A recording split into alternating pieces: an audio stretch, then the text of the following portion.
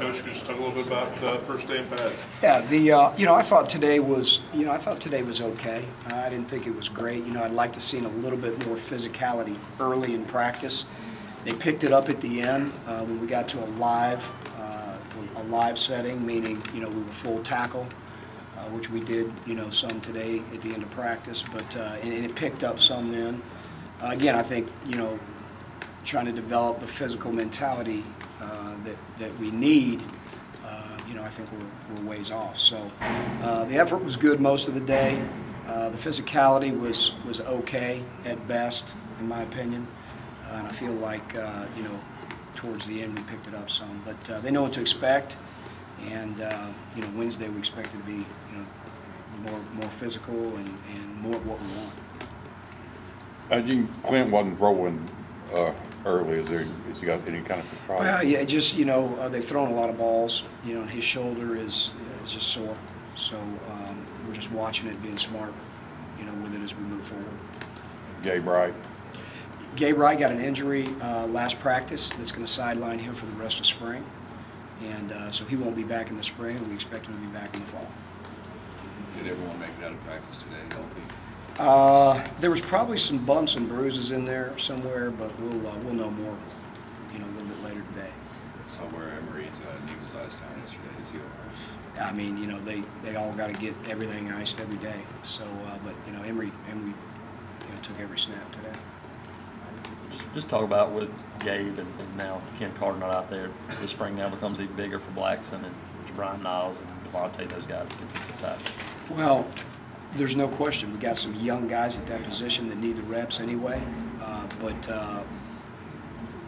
those young guys are going to have to step it up in terms of number of reps. And we expect a lot from Angelo and Devontae for sure. They both played. And so again, yes, as the numbers dwindle, some of these guys are just going to have to step up. What's your timeline on making a decision on some of the walk-ons?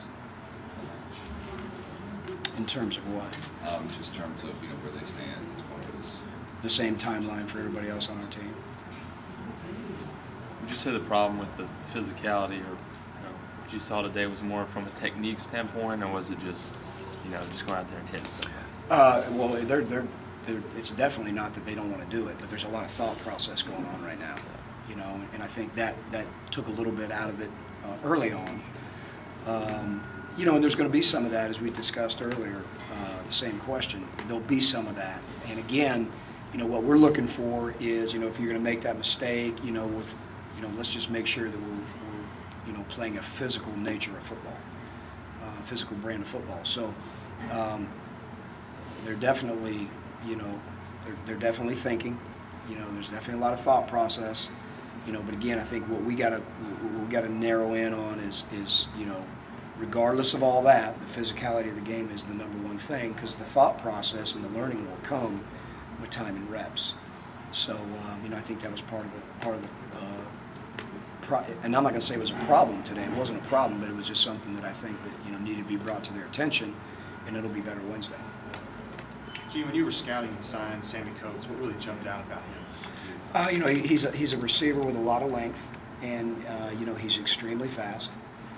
Got very, very good hands. He's just a young, raw guy, but he's got a lot of talent, and so he's a very promising guy for down the road.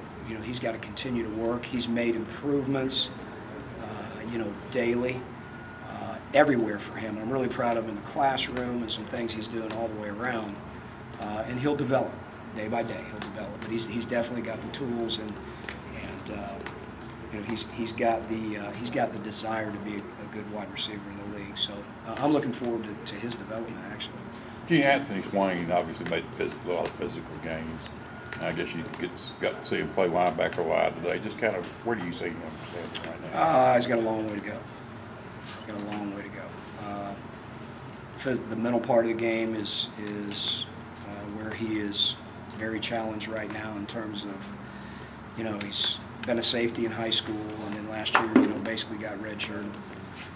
And so he's just, it's very challenging for him right now. So both mentally and physically out there. So he's going to ramp it up on a lot of levels.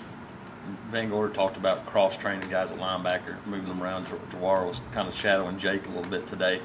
As a ex-defensive coordinator, how important is it for him to see those guys with his own eyes to kind of see where he thinks guys may fit at linebacker? Well, I mean, it's obviously it's the most important thing he does, in terms of, us evaluating players. Brian's got to see what guys can and can't do. You start him out at a position hoping that this is what he can do and what he can be, and then they either confirm that notion or not, and so there will be some guys that probably at the end of the day end up moving around based on, the ability of what they can do physically and, the mental part of the game. What are they able to do mentally, or what are they going to get handicapped by, or mentally what is going to, be their mental handicap, and all that plays, a part in who's going to play where. So moving guys, cross-training him, looking at them at different positions, some at nickel, some at dime, all of that is going to be, an ongoing process for Brian, the defensive staff,